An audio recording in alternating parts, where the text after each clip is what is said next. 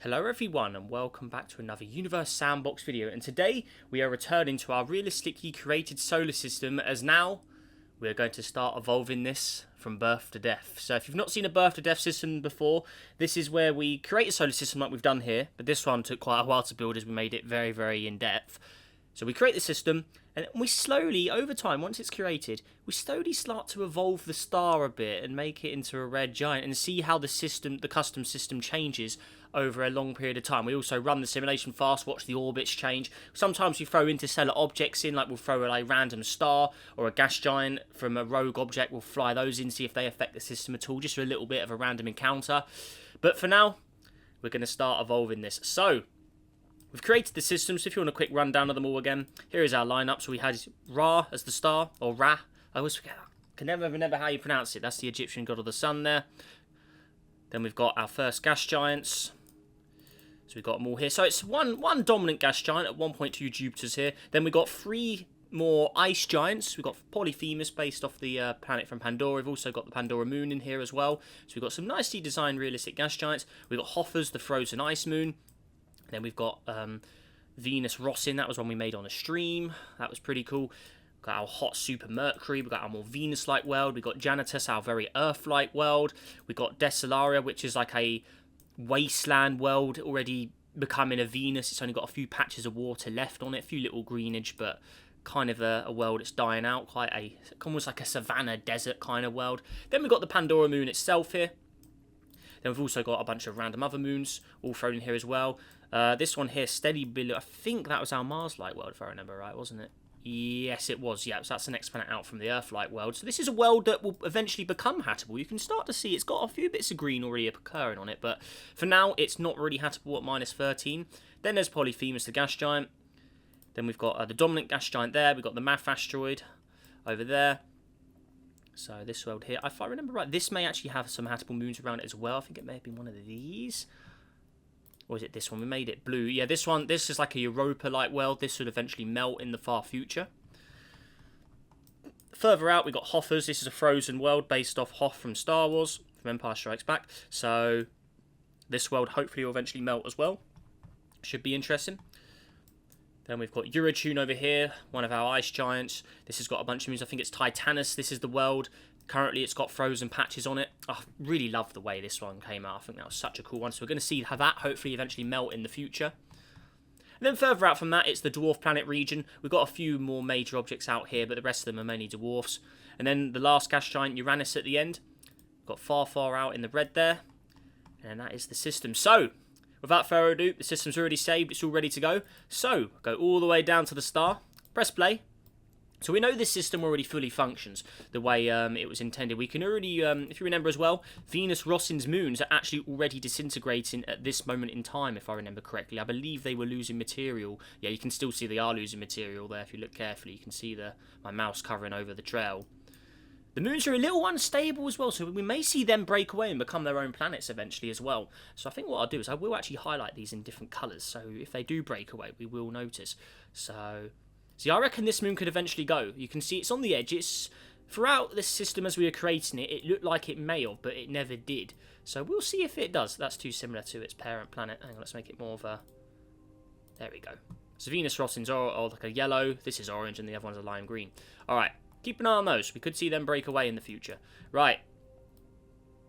Now we start to evolve this system. So I don't think we can run it very fast. So what we're going to do is, I know the asteroid belts looks really nice, but we're going to remove it just so we can run the system faster. And you can see it, Polyphemus. Look at the orbit here. Is this Pandoracles in this by any chance? Yeah, you can see its outer moon's a bit unstable due to Pandora's presence. But other than that, it seems to be relatively... Or it's holding on to them at least, but the moons are wobbling around a bit. But Pandora's quite a large presence, quite close into the parent planet. So, and then compared to its parent planet, it's not actually that small if you think about it. I mean... Well, it's about 0.77 Earth. This is only 4, so it's not that much smaller in comparison. It doesn't look too bad, but I mean, we'll get a nice little view while we're here. Get a view of the gas giant from the Pandora moon. There you go, check that out. Nice little view of it there. But this view will one day not be there anymore once we see the star evolve. So enjoy it while it's there. Right, so there we go. Ooh, keep orbits on. Yep. All right, cool. But anyways, let's get on to the main stuff now. Let's get this system evolving. So It's crazy how it took us about 10 episodes to make this system. This is probably the most in-depth custom system we've ever done in an evolving birth-to-death system. So, should be pretty cool. Right, anyways. The system's already... At this point, we know all the objects, temperatures and stuff. But now, we go to Ra. I can never say that. Right, I've forgotten how you say it. There's a way you have to say it. Right, anyways. Luminosity. I'm going to slowly... start increasing this. So we're going to see the zone. It's slowly going to start coming out. So we're going to put up to 30 stuns luminosity. So a small increase to begin with. But that will have dramatic consequences. I think at Janitas here, this is the world that's going to be affected most by this change. Is now the stars more bright. This one's currently at 13 degrees. I believe it has good stats as well. 99.4 and 47.5. For anyone wondering, we are in the older update still because we made this system in update 33. If I run it in the current update 34, the system breaks. The customization stuff's all corrupted, so we have to run this system in this version of the game. But this will be the last series that I run in this version of the game because once this series is done, I probably won't be returning to this version now we got the new one. But yeah, this one currently 99.3 and 47.5, so it's a pretty nice Earth-like world right now, and it's in its absolute heyday. Perfectly habitable, nice oceans, nice greenery everywhere. But we will see, as you can see, it is increasing the average. So we're going to speed up time, watch this play out. I mean, how fast can we actually run this? I don't want to go too quick because it could make system instability. But you can see 21 degrees. You can see the ice caps there. They did just look. You can see they're slowly changing due to the orbit, slightly eccentric. So it's got a few seasons on it, but the average has risen. So not good. So you can keep an eye on the map there, actually. You know what? We will actually keep... You know what? We'll do that for the inner planets. So, actually, what we'll do is we'll go back to them all again. So, I think Venus Rossin... I think the closest planet, this one's already pretty much burning up. But what we'll do is we'll put it up here anyway. We'll get a map of all the inner planets, because then we can actually watch them as time plays out. So, then we've got Venus Rossin there. That one's got a cool grid. Next world out is our Desolaria. This is the Wasteland planet. So you can see it's got a few patches of water, but eventually that's not going to be there. So we'll keep all of the inner 5 planets because they're all the ones that we're going to want to be watching at this moment in time. So there we go. Looking pretty cool. So you got your Mercury, you got your Venus, then you got this like bonus in between Earth and Venus kind of looking world. Then you got the Earth-like, and then lastly you've got the Mars. The equivalent to Mars, the closest you'll get to Mars. It's currently green, so it looks like it's... Because I think we put... If I remember right, vegetation is switched on if it's habitable. So the game thinks it's habitable right now. Interesting. Okay, so you can see it is green, but it's still a bit cold. It's not really at its greatest point yet. But there's your Mars, equivalent of your Mars. And I guess we'll throw in... The next planet out is Hoffers, isn't it? Oh, no, never mind. What am I doing? No, Stellar Blue, then it goes to Pandora. So what we'll do is we'll... put Pandora up on the chart as well for now, because I think they'll be as far as we need for now. So we'll throw Pandora in there, because this one's got a higher greenhouse effect than Stellar Blue. That's why it's habitable at that distance. So there's your surface maps. So that's our lineup for now. So we're going to start to see these maps change. I think Venus Rossin, that surface will start to lava up eventually as well. So we will definitely keep an eye on these objects here, are the main ones we want to keep an eye on. So press play. And just keep an eye on the 3 worlds that are currently in the habitable sort of stages. Look out the polar caps are changing. That is pretty cool. Really, really like these. This is such a cool feature, getting all the maps up like that. This one's tightly locked at the top there. That's why the lava's only on one side.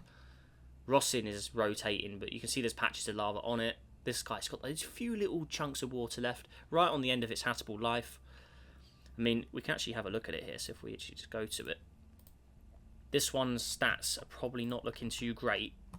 It's still got 10 on it though, so it's got the last little legs left on it. It's a very barren world. It's 111 degrees now, so it really is at its death now for any habitable stages. Vegetation switched off. I mean, once it would have looked more like that originally, with more water, but not anymore, unfortunately. So, I mean, if habitable, but I don't think it'll ever be habitable again, that's for sure. Right. There you go. But while this is all playing out, you can see there's a few little... I don't know what that's all about. You can see it's a little... Not sure what that is. Right, how's the star doing anyway? Oh, hang on. What's happened there? I think that's an ejection. You see Venus Rossin's moons have both been ejected. Interesting. So they've eventually broken away. So those moons were never stable, and they've lost it. Actually, is that Venus Rossinus being ejected there? Hang on. Where is it gone? So there's one of the moons. Oh, Venus Rossin has been ejected. No way.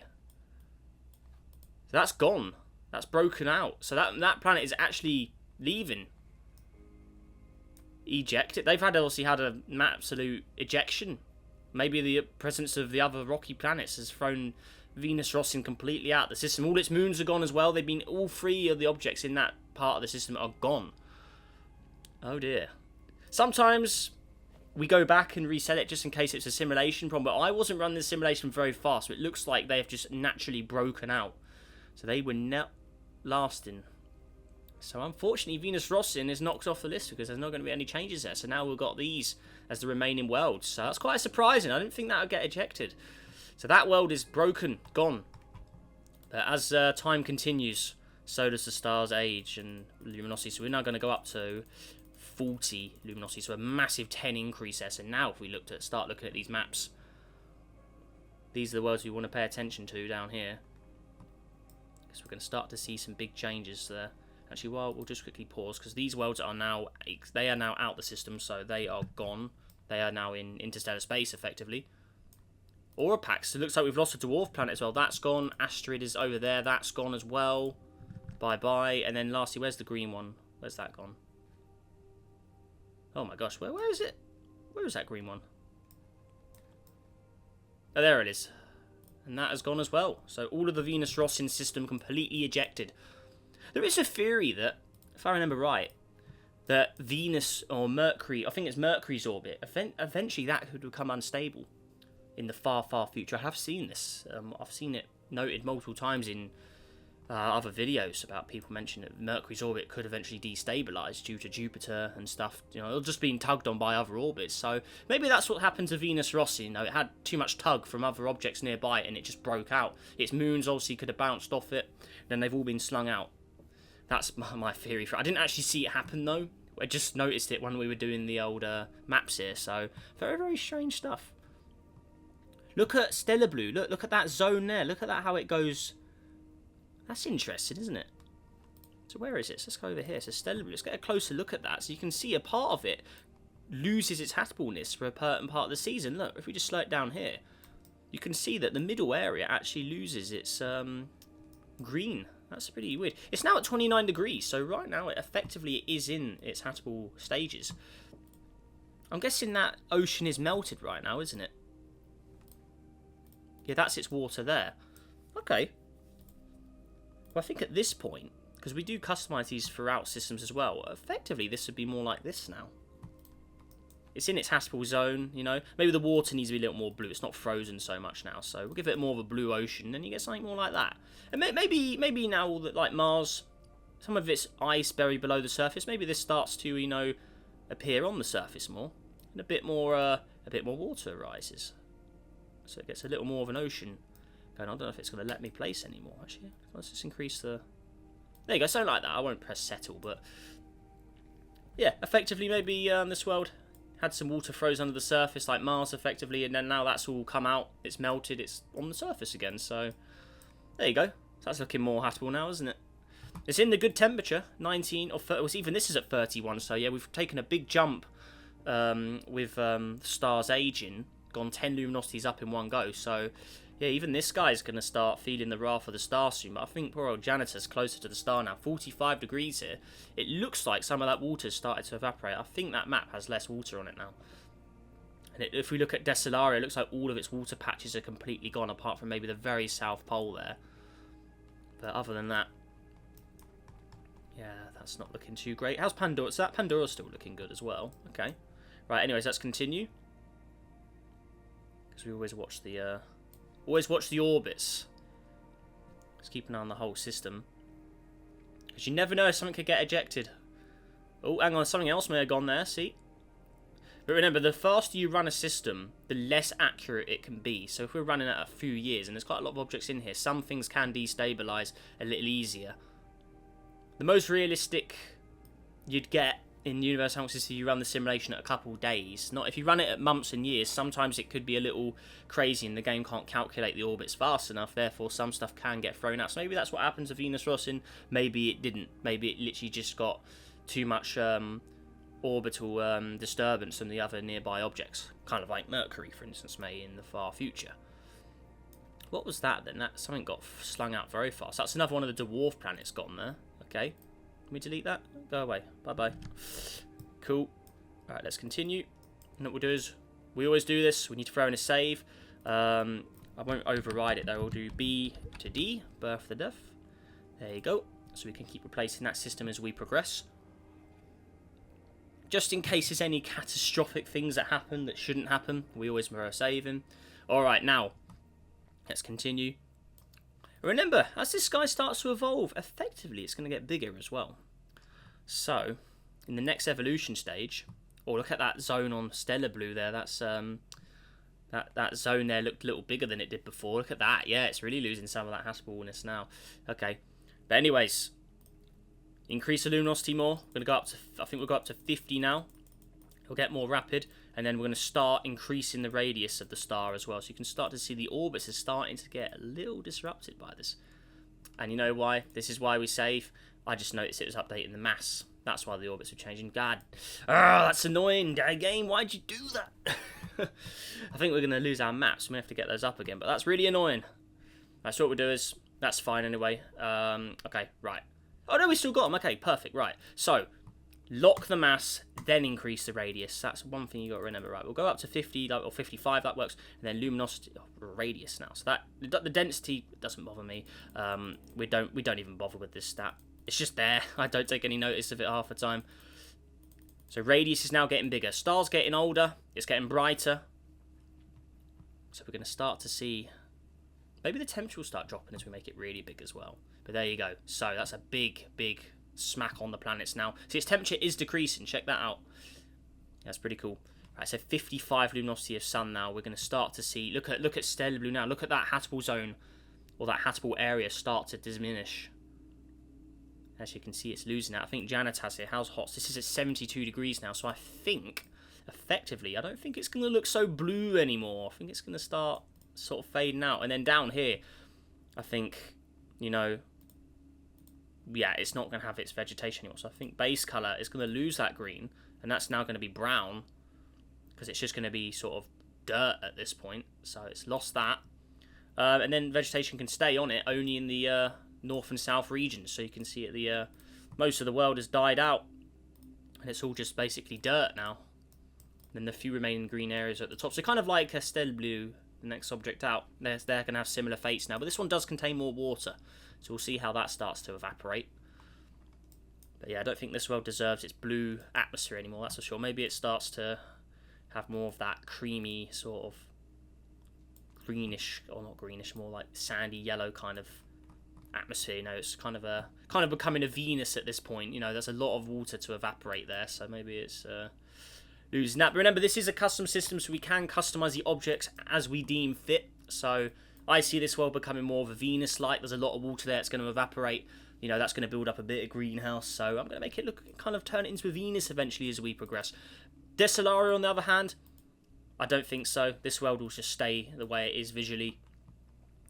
I don't think it would build up a very thick atmosphere. The white atmosphere, though, maybe that becomes a little more, yeah, something more like that. There you go, the clouds are thick. Those last patches of green, I think it's about time they're gone now. It's at 146. Any chance of any life as we know it will be gone at this point. So we're just going to completely turn those to grey patches now to represent rock maybe. So completely dead in the dead world, completely Desolari now. When we started the system, it just had a few little bits of life possibly left, but now it's completely gone. And then as for the first planet, yeah, that surface is probably looking pretty warm still. It's still a shame about Venus Rossing, because that thing would have had a crazy greenhouse effect if it had lasted. But unfortunately, the fate of the system says that that world was not going to make it to the end of the evolution, and it is being kicked out early. So a bit of a shame, because it was a cool object. So let's continue evolving, because remember, orbits will change. I'm surprised the dominant gas giant hasn't had much of an effect, but remember, we did build this system to be quite stable anyway, so it is keeping most of the objects in good check. No changes at Pandora yet. You can see it's still getting its icy areas. But not really much changes going on there yet, which is interesting. I mean, what temperature is Pandora? Let's have a look. Because it's still in the good zone. I mean, if we go to Pandora there, still in the green zone. It's getting closer to the red, though. It's 66 degrees. So it is getting warmer. Interesting, okay. But still staying habitable. Right, again, I think it's time for more evolution. So, again, we're going to go up to, I think, 60. We'll go 70. I think we'll go to 69, 70 now. There you go. And then radius again, further increases. We're going to go to 3.57 now. So it's getting bigger. We're going to see more changes now. We've done the next evolution step. There you go. So look at Steadily Blue now. Look at that massive patch of non-habitable area now. Not looking good. And I think Janitas at this point, it's really going to lose any greenery it's got left at this point. I mean, yeah, it's not looking very great anymore. And I think, you know, that thick atmosphere is going to start building up. So I think what we'll do is we'll go over pasty and start to increase this as it becomes more Venus-esque in its appearance. So there you go. Truly on the brink of collapse now. I think vegetation was switching that completely off. I don't think it should have any vegetation at this sort of temperature really now. I mean, effectively, I mean, what's the lower? I mean, it still is, even the lower regions, I mean, it's constantly changing, so it's kind of hard to figure out where it would be. But yeah, I deem this world completely uninhabitable at this point, really. I mean, maybe the water, maybe there's a few still bits of life in the water, but I think most stuff on the land would be pretty much gone at that point. That water will start to evaporate, though, as it goes into the really high temperatures, so we'll keep an eye on that. How's Steebiloo doing? Oh, dear. What's happened to the atmosphere? Has the atmosphere been completely ripped off? I think it has. No, it has! No atmosphere. So, like Mars, it lost its atmosphere, so that's gone as well. A completely barren world now. Completely lost its atmosphere. Destroyed. So I doubt the water would last too much longer without an atmosphere, that's for sure. But for now, I guess it will keep the water. We'll just leave it on there for visual purposes. Whoa, what's happened here? What is that? That's a moon. It's broken out of its gas giant. Ooh. Or something. What was that from Eurotune? I don't know what world that's from, but we've now got a slingshot coming in here. Oh, dear. Oh, I bet that's going to get hot when it slings by. Look how close that orbit goes to the star. I mean, eventually that's going to get completely engulfed if the star gets bigger. Okay.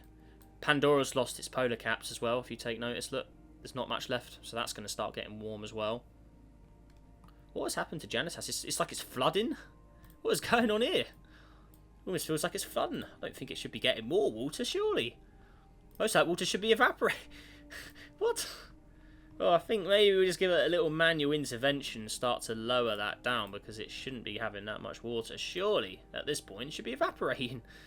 Oh, I don't know. Very, very strange. There we go. But again, pasty, we're going to start become more Venus-esque. It's really losing it now. Right, anyways, let's continue. Keep an eye on this. I want to see this guy fly by the star, because it's cold ice moon, but as it approaches, it's going to be pretty wild. Not sure what moon or what planet that was from. Honestly, I cannot remember. But it looks like it was from the Eurotune orbit, judging by where its farthest point is. There you go. Oh, it's approaching. Look at this temperature increase. It goes closer than Blastoria, the closest planet to the star. Look how close this guy gets. It's going to get absolutely scorched in that close proximity. Look at that. That's dangerously close. That is really dangerously close. Look at this. That hot patch building up as it gets close to the star. Look at that. Oh, that's a huge flyby there.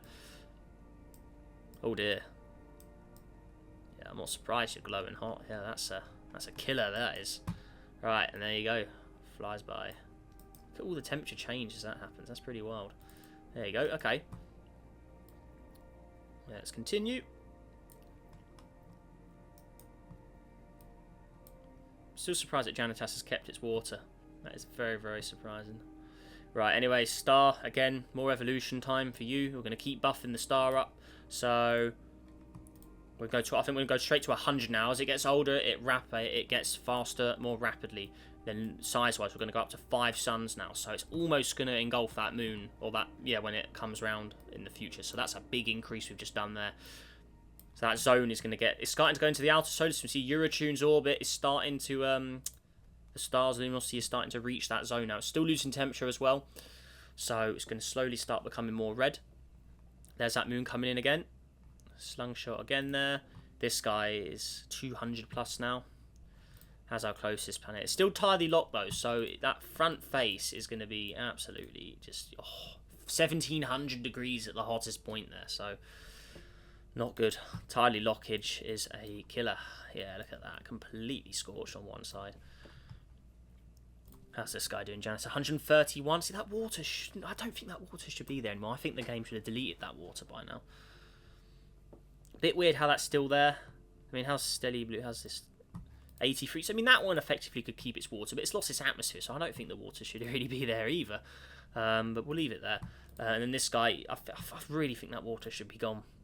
160, surely water wouldn't be staying at that. I think we're going to just manually remove that because it shouldn't really be there, if you ask me. Yeah, maybe more like this. I think that would be more sort of realistic. Something more like that would be more realistic at this point. You know, the lower patches of what used to be the deep ocean. They're the only things that remain now. That would make more sense to me. Oh, look at Polyphemus. That orbit is... That Pandora orbit is really looking like it's really destabilising that.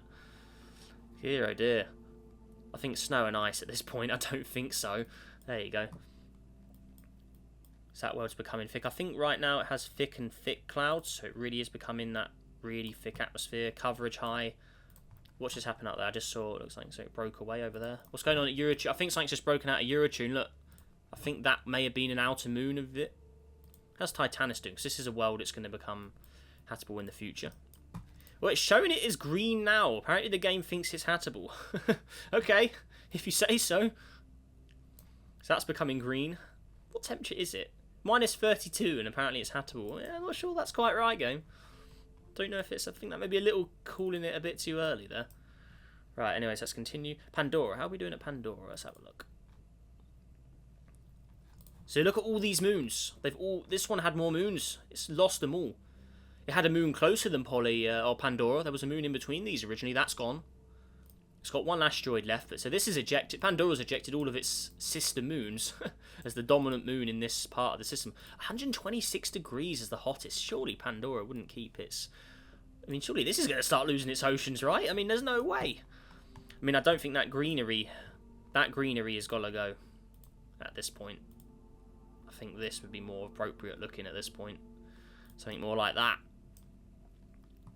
Because vegetation, yeah, the game's not giving it any vegetation anymore either. So again, I think that world start looking more like that. It's starting to be killed off. Because I don't think there's no habitable areas right now. I think the only thing would be the moon around this gas giant, 16 degrees. What moon is it? I think it's this one. 42 degrees. Oh, yeah, look, it is.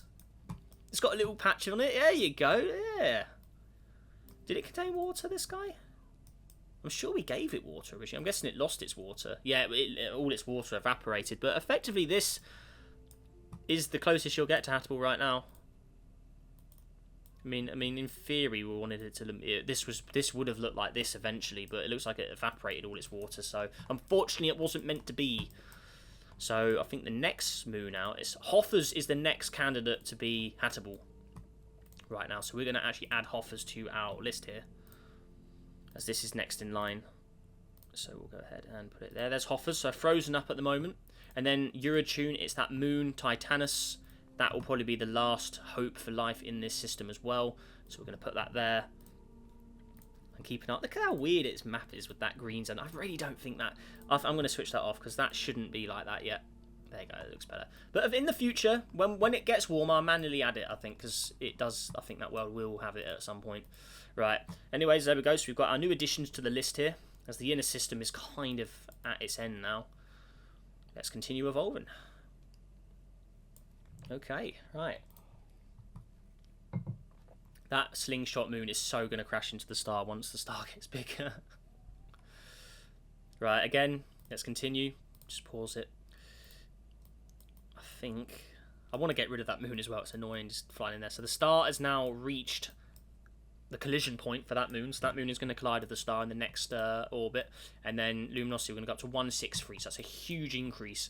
So Hoffers should be getting relatively warm soon. And the inner system is completely out of action. Look at the red zone is covering everything up to the dominant gas giant now. So that whole inner system's gone. This is effectively the start of the outer solar system here. So that is, even the outer system's going to start feeling the warmth now. So now if we look at these objects here, this is where things are going to get real. But again, Janitas, how have you still got water? There is no way. 176, surely not.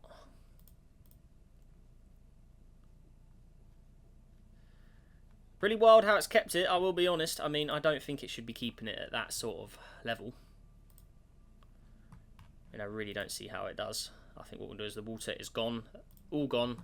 That is now becoming a Venus world. So, pasty up, and that literally is your Venus equivalent now, as that is now going to get really hot. And I think we're going to global greenhouse it. We're going to increase infrared, and there you go. That's really going to kill it now, is increasing that up. And I think what I'm going to do is I'm going to double its atmosphere layers. I'm going to put it to 2 as we feel the greenhouse effect come in. So that thing is going to skyrocket in temperature in theory. Now, actually, no, I think quite a big greenhouse, give it a global greenhouse effect, a real big increase in temperature. I think that makes sense because it did have a lot of water, this guy. How did that moon just survive that? I think it's right on the... It looked like it was in the star, but I think it just slides by the star. It really... Look how close that is. Oh, my gosh. That thing is just skating along the side of the star. I cannot believe it. And notice the star is now becoming more yellow. So you can see Janitas, look at the surface starting to melt. Stellar blue out here. This guy has no atmosphere, so it's not going to have a greenhouse effect. Why am I doing... No. There we go. That's more like it. So this guy...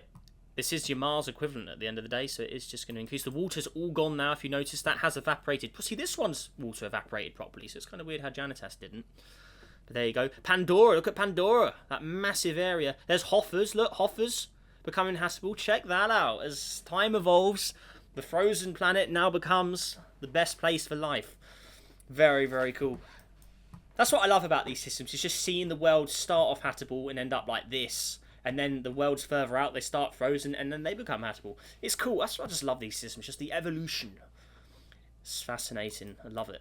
So yeah, this Mars, like, well, just a hot, dark desert Mars now. That's all that's left of that. How's Desolaria doing? So this was our... So not as hot as Janitas, because it doesn't have as much atmosphere. It didn't have much greenhouse. But yeah, slowly warming up. Still not particularly a nice place to be, though. Barren. Just very, very barren. And then obviously the closest planet, that must be just crazy temperatures by now. Now, how hot is the front face of this guy? I mean, it must be... It's weird how it's not showing me the temperature gauge anymore. 1920 is the hottest point, so yeah, that is a killer. Okay, so that's going to be getting to 2000s in the next evolution stage. We'll throw in a save as well while we're here, just in case of any massive problems. It's a shame. It's a shame Venus Rossing got ejected, because that thing would have been like 2,000 plus now, easily. That would have been a absolute monster. Right, there you go. Anyways, let's continue. Actually, let's check out Hoffers. Yes, Hoffers, the next habitable world. Check him out. Minus 16, but it is starting to warm up. It looks great. Look at that. Maybe the atmosphere comes a little nicer blue. Maybe it just dims down a bit, you know, getting the nice Earth-like conditions started up. Looking good, honestly, good old Hoffers there. Hey, good to see, good to see. How's Titanus doing? I don't think you're going to be... You're still another jump out yet. Around Eurotune. Where's Titanus? There he is. So yeah, not in the zone yet. He's in the blue. Minus 36, okay. So we'll start to see a little bit coming from that soon, hopefully. Cool. I don't think any of these guys are... This world here may be habitable. We'll note him as well. I think this has patches of water on it, so we'll keep an eye on that. Yeah, it does. Yeah, okay, we'll keep an eye on that. Purple atmosphered world. Okay, cool. Right, let's continue. And I think we'll do one more evolution before we finish off today's episode. But we will see... I want to see... Yeah, Pandora. Let's have a view at Pandora while this is playing out. We can see Polyphemus hitting 100 degrees now. Okay, and then Pandora... We may have to do a little comparison of the surface shots. So we were here. Oh yeah. Oh, is this? And where's this atmosphere gone? It's still got clouds. How's it got clouds but no atmosphere? That's glitched out. What's going on here then? Let's give it its atmosphere back. That shouldn't have lost its atmosphere like that. There you go. That's better. Looks more how it should be. I don't think its atmosphere shouldn't just disintegrate like that. Especially when it had a nicely built one, had a high atmosphere already. Let's see a little comparison, little view, because this is a comparison, because we did this shot earlier in the video. Yeah, that's not looking so friendly anymore, is it? Oh dear. Yeah, definitely not so friendly now. Oh, there you go. It's poor old Pandora losing it. Not good. Again, this guy shouldn't have any ice and snow, surely not. And maybe you start to have a bit more of a sort of Venus-y, toxic-y looking atmosphere start to build up as well. I think this would be more... Yeah, it looks more appropriate. There you go. It's only at 67 average though, so it's not like crazy, but I do think it shouldn't, or maybe not that dramatic, but I think it should be a little more pale. It's, you know, evaporating a lot of stuff there. There you go. But look at Hoffer's. Brilliant stuff there, nicely melting down. There you go. Okay. So how hot is the star now? So this started at 11,000, so it's now halved. That temperature is now halved as the star is getting bigger. Pretty crazy indeed. Okay. Let's watch the orbits continue. Something else has been ejected. What is that? Something's gone. Now the question is who? What's that? We lost a world called Mora. I think that was a dwarf planet. Or it would have been one of the asteroid moons, I'm guessing. Yeah, that was an asteroid moon. What is that then? What's gone over there? What trail is that? I can't see the label for it. Ah, there you go. So this looks to be one of the dwarf planets. No, hang on. That was that moon that was habitable at one point around the dominant gas giant. So that's gone. That's been ejected. Okay. Let's go. So I'm really surprised the dominant gas giant hasn't had more of an effect on some of these. Especially that moon that's slinging in and out. I'm really surprised. Oh, it's going to head back to Eurotune maybe? Is it going to crash into it? No. Thought it would have had a little effect on its orbit, but apparently not. Okay. There you are. But again, continuing the evolution stage, what we're going to do is we're going to wait for that moon to come in. And then the star's going to evolve right as the moon heads towards it. So, as it plunges past, it's going to just crash into it and get rid of that pesky orbit. So here you go. So right about here, star now gets its next of evolution upgrade. So we're now going to go out to 11. And then luminosity, we're going to put up to 1, just a tiny little evolution. But that shouldn't fit, surely that will engulf that now. I mean, I can't see exactly where the orbit goes because it's too bright. I think it may actually still pass that. So I think we'll do it a little bigger. I just want that moon gone. It's just annoying flying like that. Right. I'm very surprised it didn't get slingshotted out. So now as it approaches, we're going to really see the effect of this. So it should just completely dissolve into the star. And what we'll do is we'll throw a save in just in case something really bad happens. Because sometimes when you collide stuff with stars, it can be a little crazy. So we'll go ahead and give that a save. There you go. Press play and watch as this unfolds. So here you go. It's approaching. It's approaching fast. The temperature's increasing. Maybe we get a view from the planet as this, or effectively this is a planet now because it's broken from its star or planet. So it was a moon. It's broken from its planet. Makes it a planet of its own now. So it is large enough. So as it approaches the star, oh, that is a collision course waiting to happen. Surely, is that going in? Surely not. Surely it doesn't go past again. Come on. No way. I think it is going to fall in. Oh, look at that. Oh, yeah. Oh, bang. Gone. Oh, yeah. Engulfed. Oh, you can see the collision. If you zoom out, you can see the little mark it's made. Oh, yeah. Okay. Gone. Engulfed. Still losing temperature. Okay. Janitas. Look at that now. How's that doing? I think this now should take Venus Rossin's place as the... There you go. That makes more sense. Give it its coloured trail. 476 again. I think that should be a little warmer maybe. I mean, you know, the greenhouse gets worse and worse as time progresses. Maybe it increases more on the atmosphere layers. Where are we? So maybe this doubles up again. Just really getting dangerous now. As that global greenhouse gets out of control. There you go. The Solaria. Still not too bad there. How's he doing? That's 110. Pandora. Still surprised that water's hanging on, I have to say. then again, it's not actually that crazy hot at Pandora. It's lost its atmosphere again. Game does not want it to have its atmosphere. See, the water and clouds are glitching out because when an atmosphere disappears, the clouds stay on for some reason. That's a very weird glitch. Hopefully that's fixed now in the current update of the game, though. So I think what we'll do is maybe it ends up, maybe it is like the Mars world. Maybe it just loses its atmosphere and then all the water goes. So what we'll do is just do that and then just switch off the atmosphere and clouds. So eventually, when it does lose its atmosphere again, it will just, the clouds won't be glitching around. So there you go. So Pandora, a world once full of vibrant forests, destroyed. There you go. How's Hoffer's doing? That's our current habitable zone object. -1 degree average. Okay, not too shabby. Yeah, looking good. Not too bad at all. Nicely in the zone at the moment. Okay, cool. But I think what we'll do is I'm going to just continue evolving. Just let it run for a bit. There you go. I think what we'll do is we'll finish off for today's episode there, guys. So I hope you've enjoyed part 1 of evolving the realistic solar system from birth to death. I tell you what, this has been an interesting one so far. We've seen a lot of changes throughout the grids here. So I hope you've enjoyed it. If you did, make sure to leave a like on this video. Let's see if we can go for 50 likes on today's video as well, guys. And also subscribe for more. Help us on the journey to 40,000 subscribers if you haven't already. As we're making very good progress there. I really, really thank you everyone who has subscribed. And yeah, it's helping us on the journey to the 40,000 milestone. Really appreciate it. And I hope you continue to enjoy my videos. But with that all said and done, guys, make sure you all have a great day. Stay safe out there. And I will see you in the next video. Goodbye.